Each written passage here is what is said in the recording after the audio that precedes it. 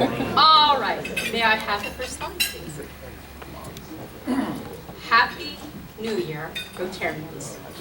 Our first day meeting for this 2020 decade occurs on January 8th. January 8th has three, if you will, celebrity birthdays. And here are the three people who have had birthdays on January 8th. I thought it might be nice to basically take an inspirational quote from each of these three.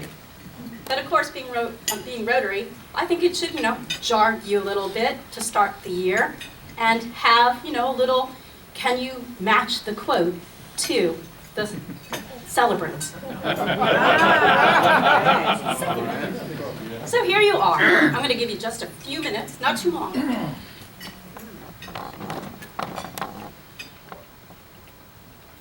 Got him? Need a little bit more time? The bottom one is Elvis, the middle one is Hockey,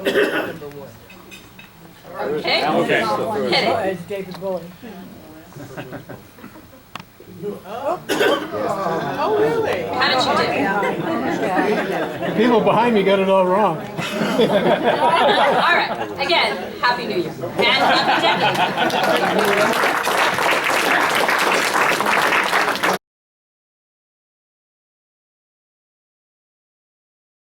This is our float in the Rose Parade. I didn't have a special graphic, but I thought you'd like to see what Livermore Rotary did this year.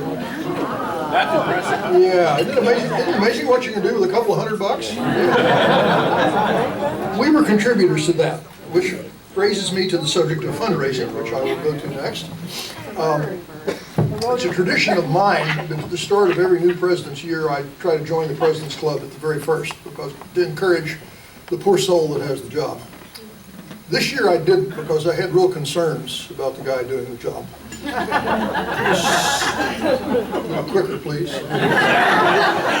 So I waited a while, so today I'm joining the President's Club. Just to sort of catch up. We sent you a portfolio of what the club's giving had been so far. And there has been some feedback, some positive, some fairly negative. There was no hidden message in that, other than that's how we as a group chose to allocate our funds in the last 6 months. So if you didn't like that allocation, well, jump into a hole that's there. All right. Not doing well against targets, by the way. I will say that, which is a bit of a surprise. Not doing well against what thing? Against the targets we set, like what we would give to the various organizations. One comment on the LARPD project. James Goodhart has agreed to run that and be the straw boss for it. Steve Neff has said he would do design work. We really aren't going to do anything until we're past the crab feed, because we need all the labor we have focused on the crab feed till that's done. But next week, I would like to have a short planning meeting for whoever's interested in that just after this meeting, so we can talk about what we might do, what it would look like. The $10,000 from the district is in the bank. The city has told us what they want, and we have some ideas about how we would build these things. They're big, so we probably have to build them at people's homes and then assemble them on the spot when we get the parts there. But that's a discussion for later. Now, Hank, would you and Glenn come up, please?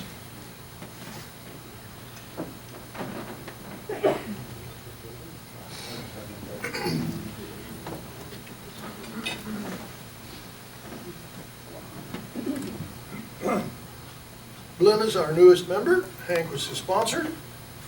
We're very glad to give you your badge, your hat, and your vest to wear in good health as you work with us on noxious jobs. Thank you for bringing him in.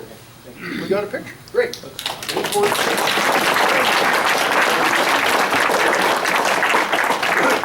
to two other short health-related announcements. Alan Frank is back in the hospital over at Stanford. He had surgery yesterday. When he was in the Stanford hospital a week ago, the ACE attendants managed to puncture one of his lungs with an electrode while trying to rewire his pacemaker.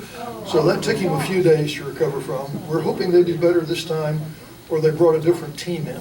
But anyway, we will. You're going to bring a different team in. They're going to bring a different team in. Good. I hope those guys are back in the minors. All right. And then Lynn Sepula had an announcement to make. Very quickly. Microphone, she's coming. She's hard to see in a crowd.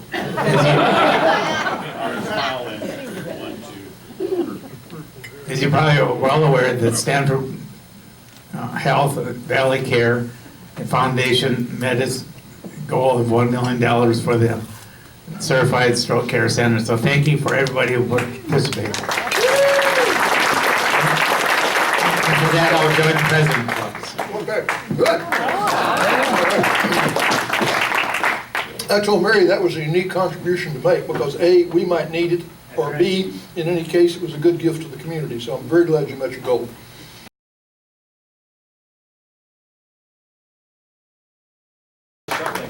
It's both a pleasure and an honor to introduce Stu Gary. You all know Stu. He's been a member of this club for a long time. He's a San Diego native and went to San Diego State. He is the fire chief who famously managed the merger of the Livermore and Pleasanton fire departments, which probably is worth a talk all on its own, I would think, Mark, someday. Boring. Boring. I ran a merger once. I know what that's like. So, Stu, would you come talk to us about this fire? Thank you.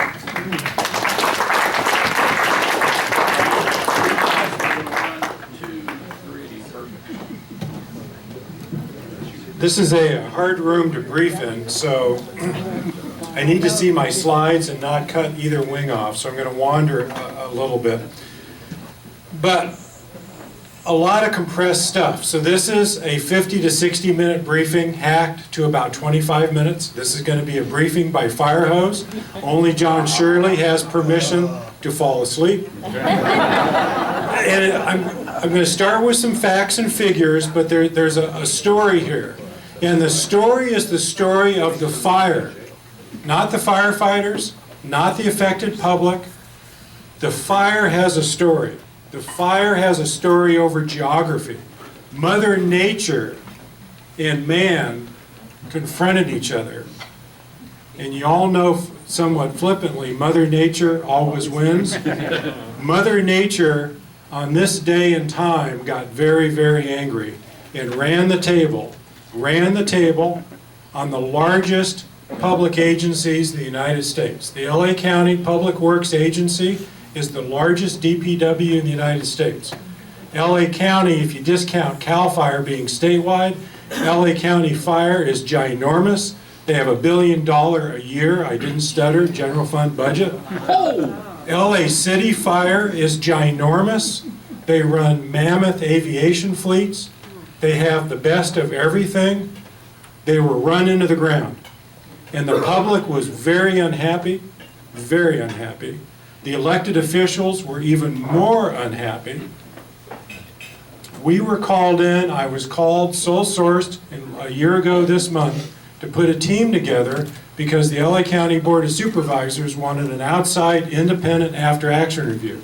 And those of you that don't know what an AAR is, it's a disassembly of everything that occurred in a complex system and what lessons can be learned. 9 subject matter experts. Am I hitting the right button, Don? Is this turned on? I don't know. There we go. It's just a rough day. It's not working? Guess not. No batteries? It was working earlier. You broke it. Yeah, isn't that it? Oh, wait a minute. Rebooted it. Yep. Right here. Oh. 2 seconds. The wrong USB puck in the wrong machine.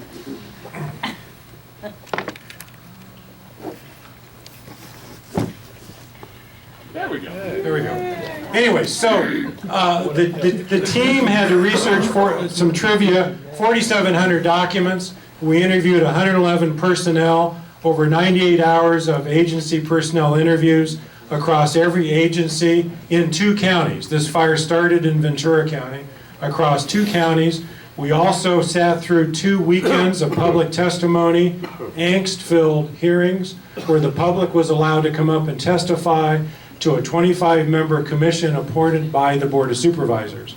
We then met people and went into the neighborhoods to follow up on some of the first-person finger-pointing when they said, fire or law didn't do something, I saw it not go well, and we actually went in to try to vet some of that. We started our briefings with all the clients and the public meetings by saying an after-action review is a 360 story. And this is my October was my 49th year in the fire service, long story short.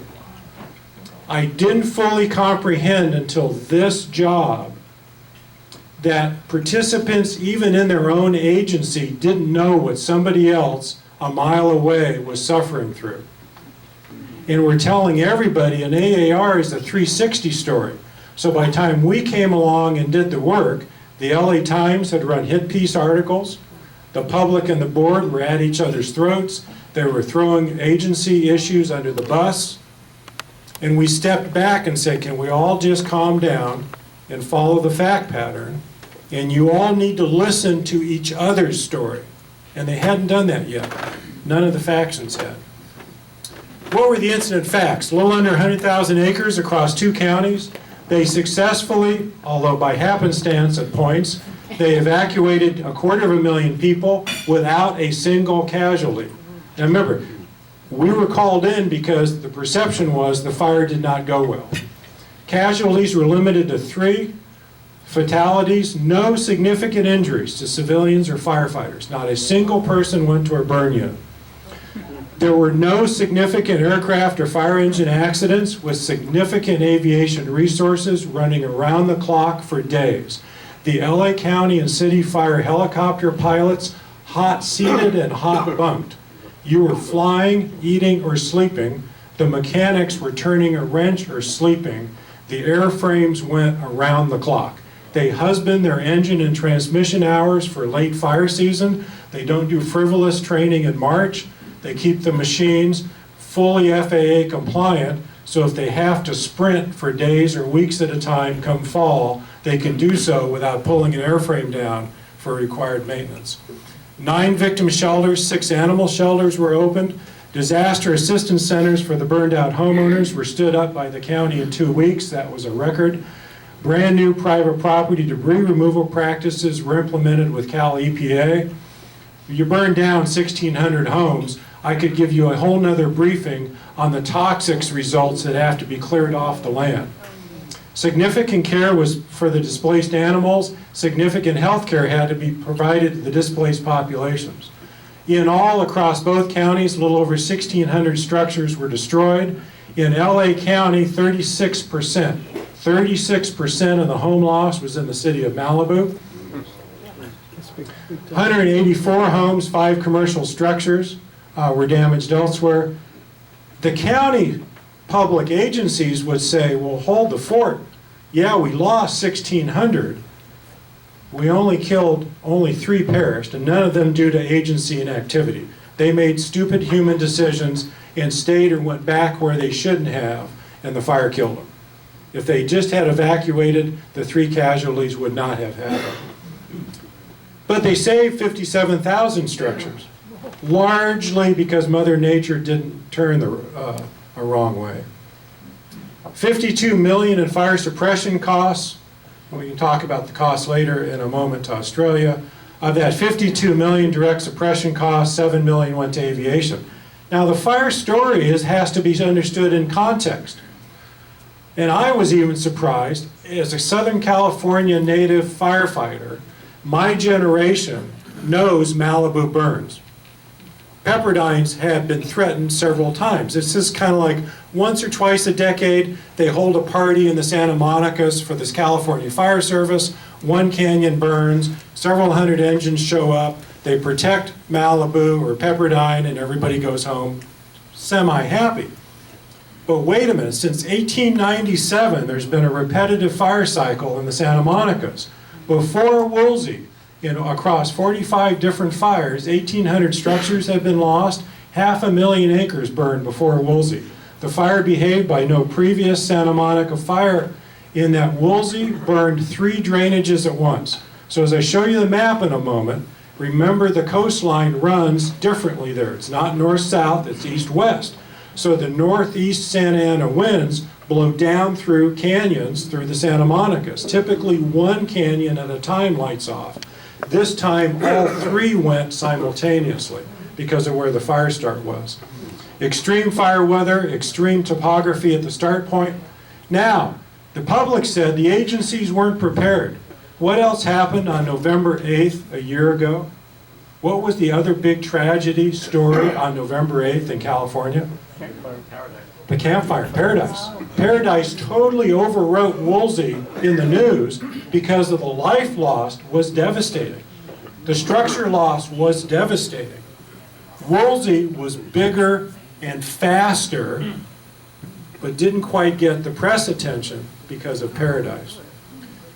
The LA community was mistold in the beginning that Southern Cal Resources had gone to Northern California, and that's why Woolsey was bad. No. No resources left Southern California on the morning of the 8th. In fact, on the 7th, they all saw the weather coming, they upstaffed, they put extra crews on duty in the 101 corridor. Those agencies trained for this very fire. They had modeled where it would start. They were fully prepared when it ignited. And yet, Mother Nature ran the table on them. Well, what was the weather conditions? In the afternoon in the 101 corridor, the fire started at 220 where the red arrow is. You frequently hear the news media saying, oh, the fire winds were hurricane strength. Well, no, not really. But the gusts at the ignition time were above 40 miles an hour. Hurricane force is 74 plus. I have stood and almost toppled over in 40 plus knot winds. You know, 70 blows you off your feet unless you're hanging on to something. So when you hear somebody say hurricane force, you'd see newscasters flying sideways. 40 miles an hour is a vicious wind. So look at the wind increase from dawn on the 8th to 220. There's the humidity drop from dawn on the 8th to ignition. Now this is in the 101 corridor. Then you say, well, how bad was Malibu? Well, Malibu at noon on the 8th, the wind started to increase. At ignition, the gusts in Malibu were above 45. Look at the humidity in Malibu. The humidity in Malibu at ignition in the 101 was dropping to 10, 12. Malibu stayed under 10% humidity until the fire hit. The fire didn't hit Malibu Thursday afternoon. So Malibu was windy and dry and effectively what we call preheated for 12 hours before the fire hit. Like you put the kindling in the fireplace and just warmed it up to just shy of ignition temperature and let it get really, really dry. Resources at critical points were not understood. And a couple of key factors here to compress time. Unable to fill, they requested mutual aid resources all through the fire. The bottom line was, by the time the fire jumped the 101, the agencies only had 50% of the help they needed. They were under-resourced 50%, not quite as badly on aircraft. In Malibu, Friday morning, when the fire hit, at 9 a.m., to 90 minutes before the fire came down the mountain, there were 7 fire engines in Malibu. Normally, to protect Malibu, you would have wanted 150, to put that in context. When the fire hit at 11 a.m., that trickle had risen to 15 engines, and at 12 noon, they had all of 26 engines. Most of those engines only running 911 calls because the public flooded 911 with "come to my neighborhood, I don't see a fire truck." 90% of those rounded down were false positives. By the time the truck, one of 15 trucks, came to the neighborhood, they had self-evacuated or they were lying. There was no problem. They just called 911 to get a fire truck to their neighborhood. Okay, let's talk about the burning conditions. This is the Hill fire. Now, lest you think Woolsey was the only thing going on in the 101 corridor on the 8th, you have to back up to midnight on the 8th. What was the first tragedy in Ventura County at midnight on the 8th? Shooting. The nightclub shooting. Ventura County Public Safety had been awake since midnight on the 8th. At 2 p.m. on the 8th, the Hill fire starts in the western 101 corridor. This is the Hill fire. This is not Woolsey. Hill starts in a canyon where there had been an ignition on the west slope of the canyon. Ventura County Fire was on that, suppressed the western slope fire. They were reloading the helicopter crew. The pilot's warm and turning. He looks across the canyon and sees a fire start. No power lines in that location, but a 6-lane boulevard. Tells the crew, mount up, flies across the canyon, can't stop the fire. Right there, can't suppress the fire. Hill does 3 miles in 15 minutes. 3 miles in 15 minutes, jumps the 101, and is threatening people trapped in cars, commercial and residential buildings. Ventura County Public Safety now had a dagger at their throat, and they'd already been up and working since midnight. Fire and law. Okay, the bad news is now Woolsey starts. This is the 101 corridor, Agora Hills, Chesborough, Westlake Village, down towards Ventura. Up here, in a pocket of LA City and LA County, is an old industrial research complex called Rocketdyne. Boeing owns it today, and back when we had no environmental regulations and some of you or your parents were experimenting with rocket engines for the Apollo program in the 60s, you went out to Rocketdyne, you threw an engine in a test stand, didn't care what you did to the environment, and you experimented with rocket engines. And it's now a toxic wasteland, Boeing slowly cleaning it up. Unfortunately, it's still got power in it. This is the origin of Woolsey, well above the 101. This is the Santa Monica's in the distance. Started in scrub, not heavy fuel, with a vicious wind on it. LA City's to the left, Ventura County's to the right. Those are not the Santa Monica Mountains. They're between Ignition and the 101 corridor. And the haze is the summit of the Santa Monicas. The fire has 3 movements to it, if you like a song or music analogy. Movement 1 was ignition to sunset. Even with aviation direct resources, they hit it hard in the first 20 minutes. By the way, if anybody looked at the LA Times article that went out, that was actually one of the early ones, which is factually wobbly. I'll be polite. I know who wrote that story, and we later briefed others. But the fire starts up there, and they can't contain it. The winds are just too vicious. It's jumping around. The good news was they kept it out of a canyon. If it had gotten into this canyon, it would have run the backside of Ventura City and been a different disaster. They couldn't stop it in the rocks. It eventually burns into LA City, but it pushes this way. At this point, Fire Command, somewhat naively, still thinks they can stop it in the hills. So the command structure is up here, 3 agencies. LA County senior staff, some of whom have done fire behavior modeling and served the longest in the corridor, they go to a fire station on the 101 and start evacuation procedures and notify all the cities, start to get ready to bug out. Command didn't know they were doing that for 4 hours. Had they not jumped the gun, broken the chain of command, and started evacuation procedures, there would have been a deadly outcome. So the fire now at sunset hits the hills. You can't fight a fire in that terrain. Even in daylight, I can't get hand crews, dozers. You just can't get enough suppression with 40 to 50 mile an hour gusts in terrain like that. Now we're a little closer to the Santa Monicas.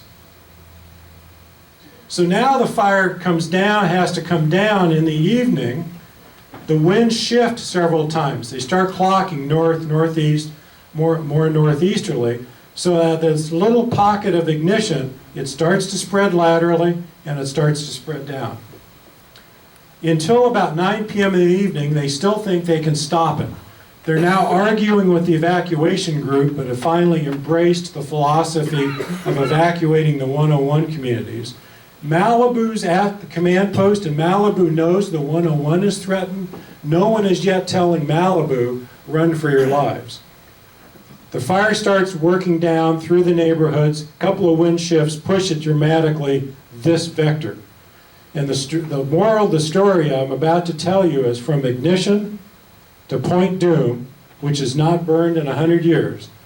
The fire went from ignition to the ocean because in a straight line, it's uninterrupted fuel bed. No civilization, no urbanization, uninterrupted fuel, If I were an arsonist, I couldn't pick a better spot and a better day to start a fire to nuke the entire Santa Monica mountain range, and that's what happened. So now the fire approaches the 101 pre-dawn, and they staffed for it to jump, but Mother Topography wins.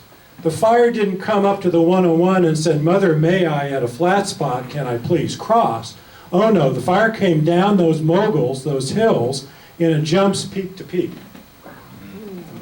There's the spot over. Now the helicopters, the ground crews had spotted the first time on the frontage road, they caught it, ran out of water, then it spots here, and it's off to the races. If you're at the spot looking back, that's the fuel bed way back up through the hills to Rocketdyne. This is what the burning conditions look like Friday morning.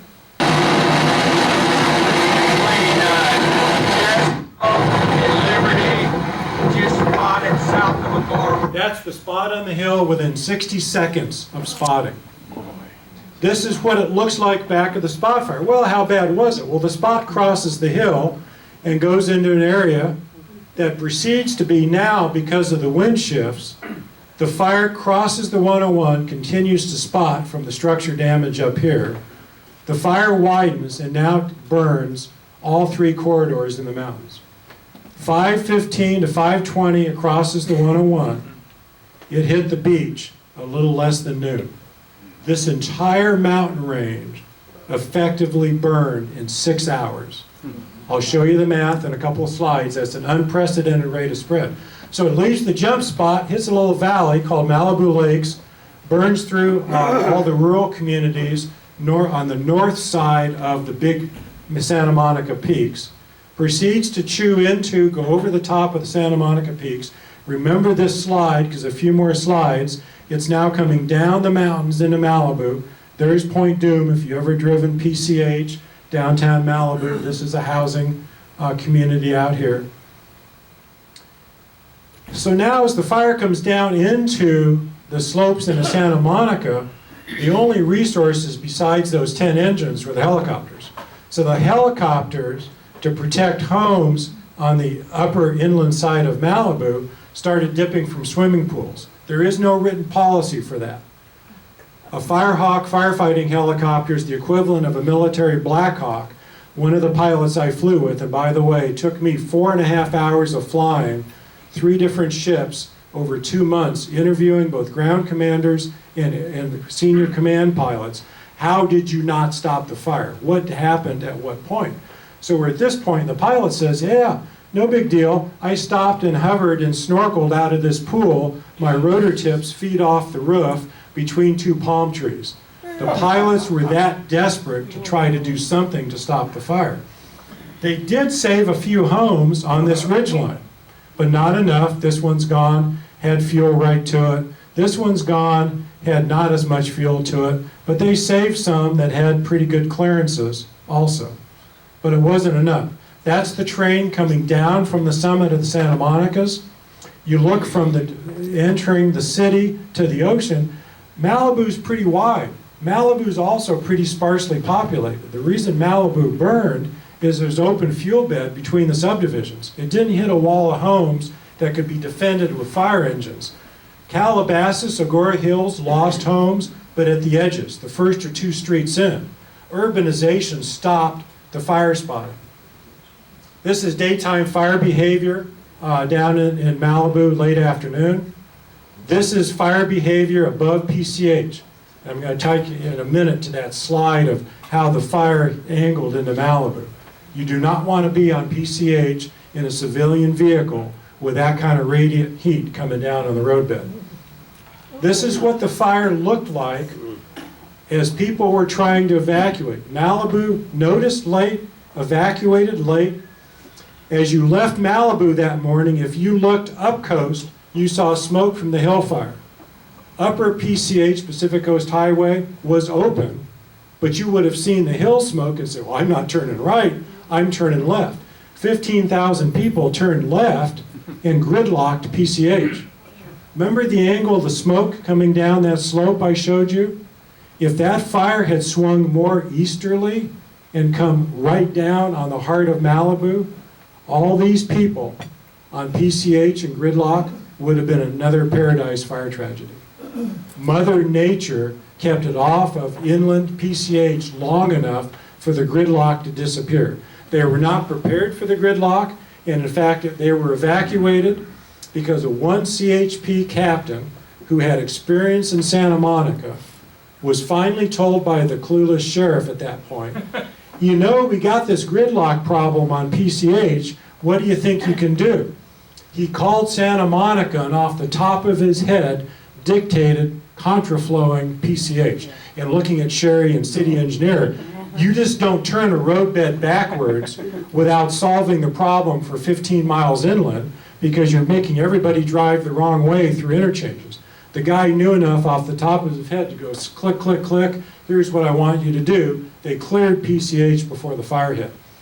A lot of complaints from something called Upper Crowell Canyon. This is above and a little to the right of Pepperdine. Homes have burned here before. Firefighters have been hurt here before. Burn unit hurt before. Homeowners viciously said you didn't send enough fire trucks in and save us Friday night. Well, if you live in Corral, there's the dagger hanging above you is the summit of the Santa Monica Mountains. And yes, Friday evening, about midnight, the fire finally crept down this slope. Aviation kept it off for about half a day. Fire finally wins, and Upper Corral burns over yet again. They were really unhappy. This is the dagger to the agency's throats today. This is unburned Topanga. Aviation and county fire worked really hard to keep the inland flank of Woolsey south of the 101 outside of Topanga. All those little white specks in the trees, and those are trees, not brush, those are all roofs. Thousands of people live in Topanga with 2 ways in and out. And that's the way out to the Pacific Ocean. That's the unburned fuel bed that still exists today in Topanga. So the final fire, most of the fire burned from 2 p.m. Thursday afternoon to noon, 1 p.m., and later widened and over the next 3 days. Don?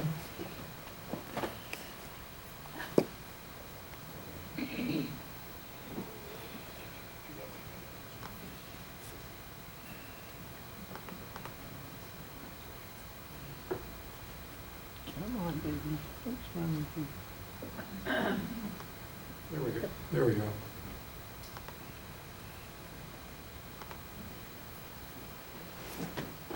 We collected from various sources this footage and edited it together.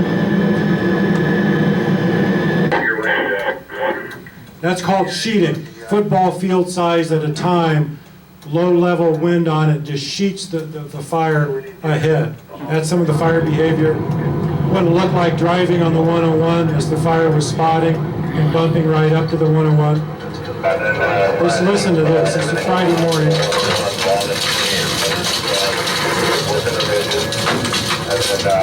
You're inside the cab of the fire truck. You're not out in that debris trying to fight a fire at that moment.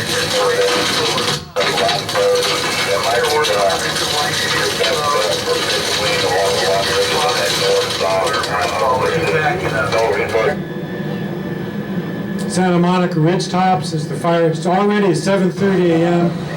Look at the flame links. Look at the tree in the foreground.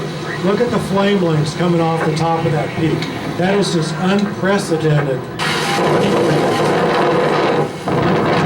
Mid-morning, it burns around a conservation camp. Then it hits a youth juvenile diversion camp. Look at the flag in the wind. Pause it here, Don.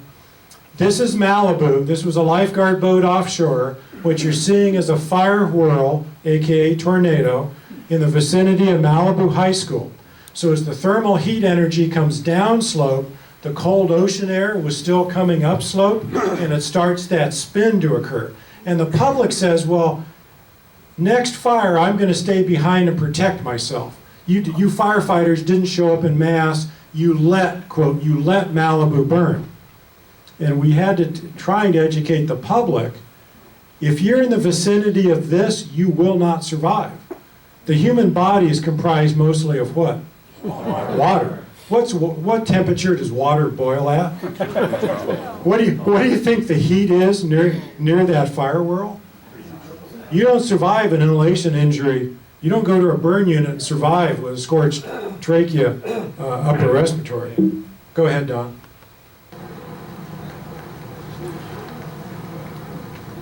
We'll just make it.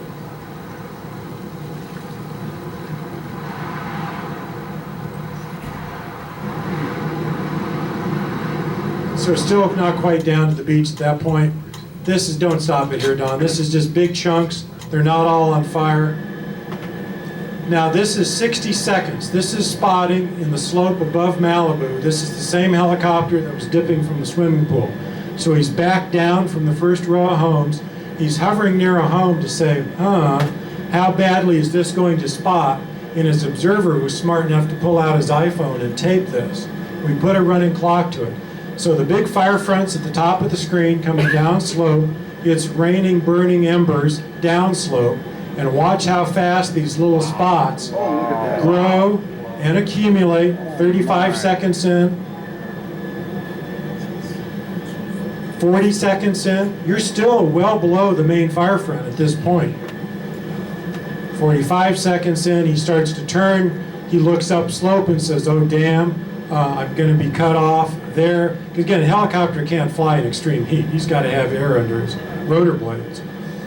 So he looks at that and goes, nah, it's not working.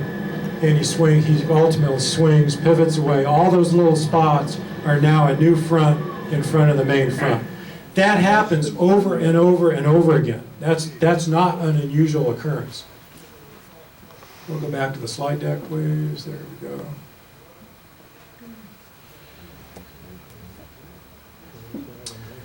These are the burning homes. This is my point about urbanization. North of the 101, the fire didn't burn completely through the cities, through the subdivisions. It hit them on the edges.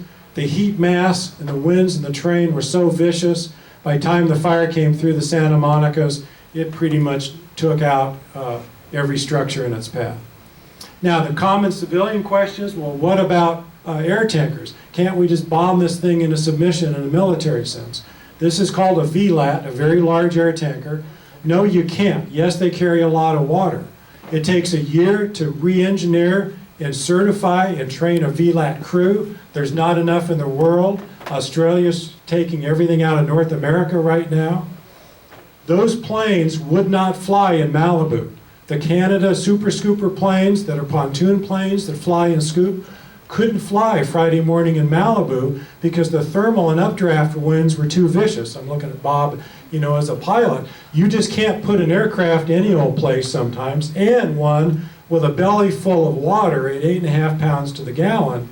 And those planes can only escape the drop zone by dropping the load. Every fire retardant pilot in the nation knows if I go into a dangerous canyon drop and if I can't drop my load due to a mechanical or computer failure, I'm dead. They're plowing into the next ridgeline. And when you hear about a crash once or twice a year with a retardant tragedy, it's because they thermally flew or they couldn't drop their load or they shouldn't have gone. The county believes in the Firehawk helicopter, carries 1,000 gallons, pinpoint drop, can fly under things. The private donor citizen, who I've now gotten to know, he's a kick, owns the summit of the Santa Monicas. He became interested in public safety. Instead of building 15 palatial homes or a hotel that he had entitlements to, he sold the land to LA County. Out of his own pocket, he built a helicopter refilling base. So helicopters don't make water, they have to go find it. And what you care about is recycle time. How fast can I refill my belly and get back to the fire line? So here now in the Santa Monicas, this is a real fire back in November in Pacific Palisades. They can now hover, these pumpkins automatically refill. They put their snorkel in, take 1,000 gallons and fly right back to the fire. They need more of these around LA County. So we came up with 155 findings, 86 actionable recommendations across categories from technical response, communication, evacuations. I'm running out of time, won't go through all that. The bottom line was the agencies were overwhelmed by the incident speed and weight of impact. This wasn't a 3-day fire. They didn't have 6 and 8 hour planning cycles to get resources and get them ahead of the game. They were behind the tempo of the fire from about hour 2, and they never caught up until Mother Nature burned out at the Pacific Ocean. One of the fire behavior models suggests there was enough heat coming off the mountains that had the water not been there, but just standard Southern California fuel types, there was enough thermal energy, the fire would not have burned out until it hit Catalina Island. There was that much thermal mass coming down slope. They need to work on communication, collaborations. The big agencies don't respond as one. They're not the Marine Corps or the Army. We've recommended how to improve the coordination and the speed of the alerting tools to the public and much more specific plans. We couldn't begin to tell all the positives that went on. We tried to. There were many positives and a balanced story. But our parting recognition to some of the largest agencies in the United States is they have to start planning for the unimaginable. Well, what's Australia? This weekend at 14.5 million acres collectively, 3 times the total that was burned in 2018 in California. Here's the stunning statistics. Australia's already burned 6 times more than the acreage lost in the Amazon. Wow. Australia is burning continent-wide. Wow. To put this in perspective, Woolsey, the first 24 hours burned 60,000 acres, give or take. The Thomas Fire in Ventura the year before only did 50K in 24 hours. The Tubbs Fire in Santa Rosa burned 50K in 24 hours. The Witch Fire and the Cedar Fires in San Diego were a little smaller over a much longer burn period, not quite as vicious. The Camp Fire, Paradise burned 100,000 acres in 2 days, so you could call that, give or take, 50K. Paradise burned in the first 3 hours. So the tragedy of Paradise was immediate, and then yes, another 100,000 acres went up afterwards. But if you look at the structures lost, Woolsey lost quite a few structures in only 24 hours. A single fire in Australia this weekend, I kind of laughed and then did the math from hectares to acres. I think it was US Today or somebody, hey, look at this giant plume of smoke. It's bigger than the island of Manhattan. Well, yeah, that's true, but that fire was only 14,000 acres. They've got hundreds of fires burning the size of Manhattan, and they've got dozens burning the size of Woolsey, Cedar, or Thomas. What's the future? Rapid detection, massive initial response, real-time imagery, command and control, predicting the fire and the population spread, and evacuation noticing using multiple low and high-tech methods. What's real-time modeling? For the first time this fire season, we had a breakthrough, courtesy of a grant and a partnership in Southern California. You'd think we would have had this a decade ago. For the very first time this fall, a fixed-wing aircraft with military sensors equipped can take off, orbit a fire, in 20 minutes grab the thermal perimeter, day or night, doesn't matter weather, firestorm conditions, downloads the data to a desk at LA City Fire, who starts a computer modeling, downloads the data to the UCSD California Supercomputer Center. They do a real-time predictive modeling, and in 20 minutes return to Fire Command the projected spread of the fire, the population in the way, and the housing in the way.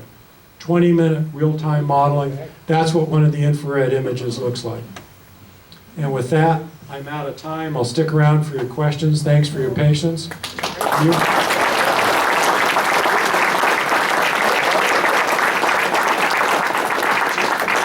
Jay said take a couple. We got one here. Stu, are the conditions in the Livermore Valley at all similar? For the most part, no, because you're in a valley with grassland, not heavy fuel at the edge of the urban area. But you have to remember, the right conditions, fire services started in the United States to stop the spread of conflagration building to building. So on a bad, dry, windy day, if you didn't have decent fire services, could any one vicious building fire start an urban conflagration? Oh, absolutely. Little understood, the Oakland Hills firestorm, the building loss, that was an urban conflagration, ignited by trees and some grass, but it spread building to building. So Livermore, your fire defenses would have to fail and an urban conflagration would have to kick in. But if you're living in heavy fuel bed in steep terrain, the knife's at your throat. And don't expect the fire department to be able to overcome Mother Nature. And I don't call it climate change. These are new burning conditions in my career span that no one my career age has seen before. I've been only physically threatened 3 times in my career, not to the point of, oh, I'm going to die, but to the point I'm going to be badly burned. 2 of those 3 times were on wildfire. Nothing I've learned about the rapidity and the heat release in Woolsey comes close to anything I did in my youth in Southern California. It is scary bad out there. And the good news in Woolsey is not a single civilian or firefighter got hurt. Fire's mission now is life safety first, not building safety. Mark? So starting with the life safety, it seems like they hit it out of the park for the They area did. that was impacted. They did part of that because of amazing training and coordination, and other just seemed like almost dumb luck or happy coincidence of having experienced people in the right spot. Overall, was your grade that they did a fairly decent job at responding to this conflagration? We need to improve because the conflagrations are actually changing, or that they made some pretty big strategic mistakes early on that sort of couldn't be recovered from? Or somewhere in between? Somewhere in between, in all fairness to them, somewhere in between. Tremendous mid-level management, low-level unit leader success. But I told you the tip of the story, Malibu noticed late. I told you the tip of the story that command, had they waited for real central command to order the evacuation of the 101 corridor, it would have been too late. There was a lot of yelling and screaming and finger pointing for a couple hours. Once command found out the evacuation group was off splintering, doing its own thing, by the next day they were hailed as heroes. But when it was going down, there was a whole lot of friction between those agencies. Stu, well, were any of these fires purposely set, or do you know that? No, so interesting real quick, and I actually, running about this, thought about it this morning. No major fires last fall. There was a couple of modest, serious ones in LA County. But think about it, last fall we had the public safety power shutoffs. And if you believe PG&E, and I'm now forcing myself, I hate to admit it, to believe them, PG&E said there were a couple of 100 line drops that could have started a fire, but they were in the shutoff zone. Southern Cal Edison saying the same thing. The sad note is these were all power line caused fires. In Australia, it was reported yesterday, they're actually having now, a lot of those fires are arsons. They're human caused. One of which including a volunteer firefighter. So that is not atypical in human behavior. We know to look for that, and if you don't have a power line, a flaming vehicle, a homeowner with a weed whacker starting the fire, you start looking at human factors, and humans will start fires, and big fires will attract ill humans to start more. I'm going to issue myself the last question. Stu, one tool you have not at all mentioned, which the rest of us use or used repeatedly in our careers, is overhead imagery from satellites. There are a ton of commercial services up there. Do they use them, or do they not have the right spectral sensors to be useful? All the above. They don't use them. Google's about to enter the market, and right now there's politics going on. The Southern California Fixed Wing Initiative, CAL FIRE wants to wait 2 years and do it Sacramento's way, but part of that reason is Google's entered the game, and Google has a low Earth orbit steerable thing that they think will supplant the fixed wing in a fire season or 2. So that, yes, we are headed towards even faster response with the right kind of satellite. Thank you. Absolutely fascinating, Stu. Did you buy a ticket? Well, then you get the bill there. Read the number.